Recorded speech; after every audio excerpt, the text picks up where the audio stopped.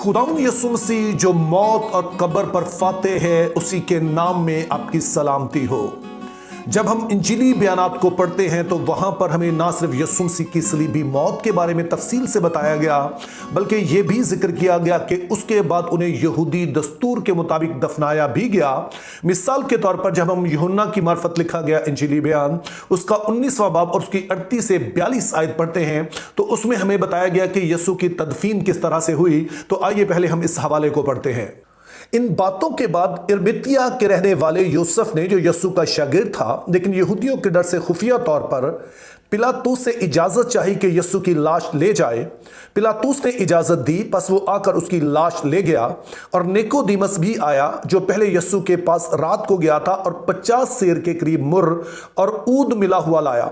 बस उन्होंने यीशु की लाश लेकर उसे सूती कपड़े में खुशबूदार चीजों के साथ कफनाया, जिस तरह के यहूदियों में दफन करने का दस्तूर है। तो अब यहूदियों के दस्तूर के मुताबिक जिस तरीके से यीशु मसीह की लाश को दफनाया गया है और जिस तरह से आज हम मुर्दे दफन करते हैं, क्या आपको इसमें कोई फर्क दिखाई देता है?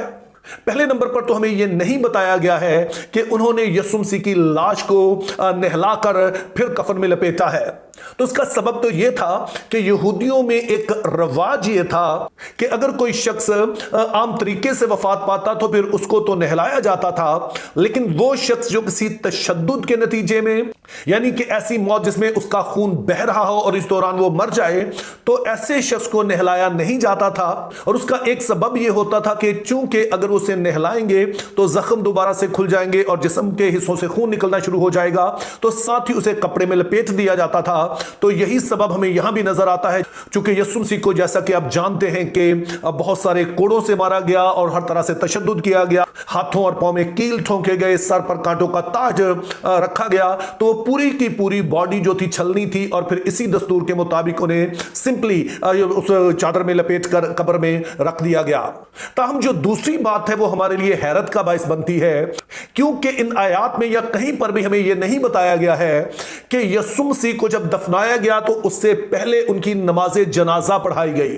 तो आज की वीडियो में दरअसल हमारे लिए सवाल यही है कि एक तरफ तो हमें बताया गया कि यीशु को यहूदियों के दस्तूर के मुताबिक दफनाया गया है, लेकिन फिर उनकी नमाज़े जनाजा या जिसको हम फ्यूनरल सर्विस कहते हैं उसका कोई जिक्र भी नहीं है। तो यह कैसे मुमकिन है?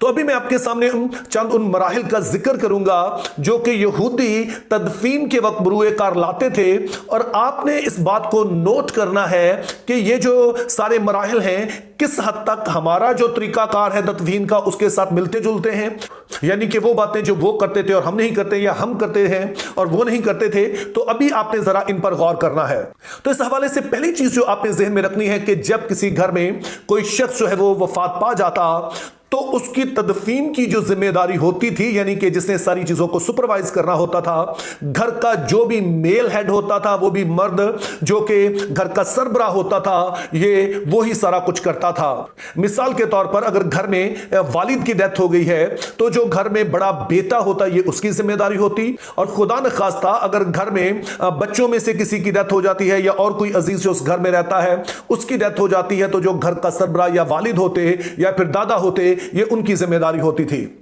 और फिर दूसरा मरहला ये होता था कि घर का जो सरबराह है यानी कि बड़ा बेटा या वालिद, वो उस मुर्दे की आंखों को बंद करता, क्योंकि कोशिश होती थी कि 8 घंटे के अंदर अंदर इस लाश को दफना दिया जाए, क्योंकि जो इसराइल का मुल्क था वो बिल्कुल समुद्र के किनारे था। वहां पर जो फिजा है वो मरतूब थी, उसमें काफी नमी पाई जाती थी और वहां पर गर्मी भी होती थी, तो खतरा होता था कि लाश जो है वो गलना सड़ना शुरू हो जाए। और जाहिर है कि उस जमाने में ऐसे कोई इंतजामात भी नहीं थे कि डेड बॉडी को लंबे अरसे तक रखा जा सके। फिर चौथा मरहला यह होता था कि डेड बॉडी को जो है वो नहलाया जाता, डेड बॉडी को साफ किया जाता। और फिर पांचवा मरहला यह था कि इस डेड बॉडी पर जो खुशबूदार तेल है, खुशबूदार मसाला जात हैं, वो उनसे जिस्म पर मालिश की जाती। और छठे मरहले में फिर इस डेड बॉडी को जो कि नहलाई जा चुकी है, खुशबुएं मली जा चुकी हैं, कपड़े में लपेट दिया जाता। और फिर सातवां और आखिरी मरहला यह होता कि इस डेड बॉडी को चारपाई पर रखा जाता और जो घर का सरबराह होता उसकी रहनुमाई में कब्रिस्तान तक ले जाकर इसको दफना दिया जाता था। तो अब अगर आपने गौर से इन सारे मराहिल को सुना है तो आपने नोटिस किया होगा कि जिस तरह से हम तदफीन करते हैं और जिस तरह से यहूदी करते थे उनमें कुछ फर्क पाया जाता है। एक चीज जो बड़ी वाज़ेह है कि वो जिस तरह से जिस्म पर खुशबुएं मलते थे उस तरह से हम नहीं करते हैं। लेकिन दूसरा जो बहुत बड़ा फर्क है वो ये है कि इन सारे मराहिल में हमने कहीं भी नमाज जनाजा का जिक्र नहीं पढ़ा है। अब जाहिर है सवाल यह पैदा होता है कि ऐसे कैसे मुमकिन है। तो उसके लिए अगर मैं आपसे पूछूं कि जब हमारे यहां नमाज जनाजा पढ़ाई जाती है या फ्यूनरल सर्विस होती है तो ये नमाज जनाजा या फ्यूनरल सर्विस जो है कौन पढ़ाता है? जाहिर है इसका जवाब कोई ज्यादा मुश्किल नहीं है। अगर आप कैथोलिक हैं तो फादर जी होंगे, वो आकर पढ़ाएंगे। अगर आप प्रोटेस्टेंट हैं तो जो भी आपके पास्टर साहब हैं वो आकर नमाज जनाजा जो है वो पढ़ाते हैं। और जाहिर है ये रवाज से मसीहों में नहीं पाया जाता है। जो गैर अक़वाम हैं उनके भी जो मजहबी रहनुमा है वही दरअसल नमाज जनाजा या फ्यूनरल सर्विस जो उनकी होती है उसको लीड करते हैं, वही पढ़ाते हैं। तो हम यहूदी मजहब में जो एक बड़ा फर्क था कि उनके जो मजहबी रहनुमा थे यानी जो काहिन थे उनको इजाजत नहीं थी कि वो मुर्दों के करीब आ सके। इसके लिए आइए हम अहबार की किताब उसका 21वां बाब और उसकी पहली आयत से चौथी आयत तक पढ़ेंगे और उसके बाद 10वीं और 11वीं आयत पढ़ेंगे जिसमें कुछ यूं लिखा है। और खुदावंद ने मूसा से कहा कि हारून के बेटों से जो काहिन है कहे कि अपने कबीले के मुर्दे के सबब से कोई अपने आप को निजस ना कर ले, अपने करीबी रिश्तेदारों के सबब से, जैसे अपनी मां के सबब से और अपने बाप के सबब से और अपने बेटे बेटी के सबब से और अपने भाई के सबब से और अपनी सगी कंवारी बहन के सबब से जिसने शौहर ना किया हो उनकी खातिर वो अपने आप को निजस कर सकता है। चूंकि वो अपने लोगों में सरदार है इसलिए वो अपने आप को ऐसा आलूदा ना करे कि नापाक हो जाए। तो इन आयात में हमें दो बड़ी अहम बातें बताई गई हैं। पहले नंबर पर हमें बताया गया कि अगर कोई काहिन है और उसके खानदान में कोई फौतगी हो जाती है तो उसे उस मुर्दे के करीब नहीं जाना है, क्योंकि अगर वो ऐसा करेगा तो ऐसा मुमकिन है कि वो गलती से या किसी सबब से उसको मुर्दे को छू दे और इस तरह से वो नापाक हो जाए। और इन आयात में जो दूसरी अहम बात बताई गई है कि सिर्फ एक सूरत है कि वो मुर्दे के करीब जा सकता है, उसे छू सकता है, कि अगर उसके अपने घर में फौतगी हो जाती है और वो घर का बड़ा है और उसे वो सारे रस्मों रवाज जो है वो अदा करने हैं, इनको लीड करना है, तो इस सूरत में वो मुर्दे के पास जा सकता है और ये सारी रसूमात अदा कर सकता है। इसके अलावा चाहे खानदान में दीगर जितने लोग हैं वो फौत हो जाते हैं तो उनकी इजाजत नहीं है कि उनके सबब से वो अपने आप को नापाक करे। तो हम ये वाली छूट सिर्फ आम काहिनों के लिए थी। सरदार काहिन के लिए इससे भी सख्त कानून था जिसका जिक्र हमें अहबार की किताब 21 बाब और उसकी 10वीं और 11वीं आयत में मिलता है, जिसमें कुछ यूं लिखा है, और वो जो अपने भाइयों के दरमियान सरदार काहिन हो जिसके सर पर मसा करने का तेल डाला गया और जो पाक लिबास पहनने के लिए मखसूस किया गया, वो अपने सर के बाल बिखरने ना दे और अपने कपड़े ना फाड़े, वो किसी मुर्दे के पास ना जाए और ना अपने बाप या मां की खातर अपने आप को निजस करे। अब जैसे कि मैंने कहा कि जो आम काहिन थे उनको तो फिर भी इजाजत थी कि वो अपने करीबी रिश्तेदारों की लाश के पास जा सकते थे, वो सारे तदफीन के मराहिल कर सकते थे, लेकिन सरदार काहिन को यह छूट भी हासिल नहीं थी। तो अब जाहिर है कि आप सवाल करेंगे कि ऐसा क्यों है, तो उसका जवाब हमें गिनती 19 बाब और उसकी 11 से 13 आयत में दिया गया, जिसमें कुछ यूं लिखा है,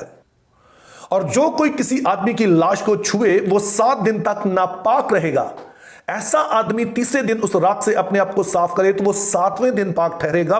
पर अगर वो तीसरे दिन अपने आप को साफ ना करे तो वो 7वें दिन पाक नहीं ठहरेगा। जो कोई आदमी की लाश को छूकर अपने को साफ ना करे वो खुदावंद के मस्कन को नापाक करता है।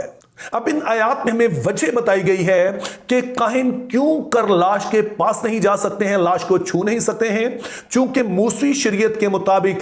जो लाश है उसको छूने से आदमी नापाक हो जाता है। और नापाक होने का यहां पर मैं मतलब बताया गया कि जब अगर कोई शख्स रस्मी तौर पर नापाक है, इस हालत में है, तो फिर वो इस काबिल नहीं है कि वो मस्कन में जा सके। जैसे कि अगर कोई आम बनी इसराइल होते और उनका कोई अजीज फौत हो जाता और वो लाश को छू लेते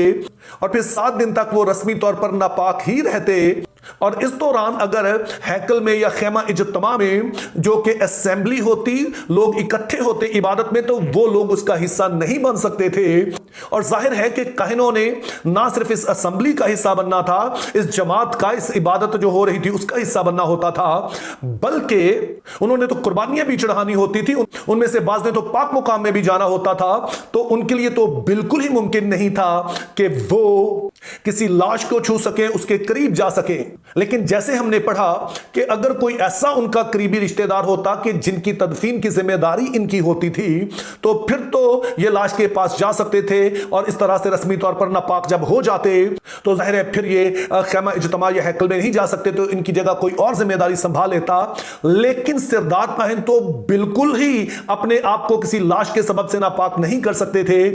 क्योंकि सरदार काहिन एक ही होता था और उसकी जगह कोई भी दूसरा शख्स जो है वो ये जिम्मेदारी जो है वो नहीं अंजाम दे सकता है। तो इस तरह से सरदार काहिन किसी भी सूरत में अपने आप को नापाक नहीं कर सकता था, यानी कि वो किसी डेड बॉडी के पास नहीं जा सकता था, उसे छू नहीं सकता था। तो अब जाहिर है कि जब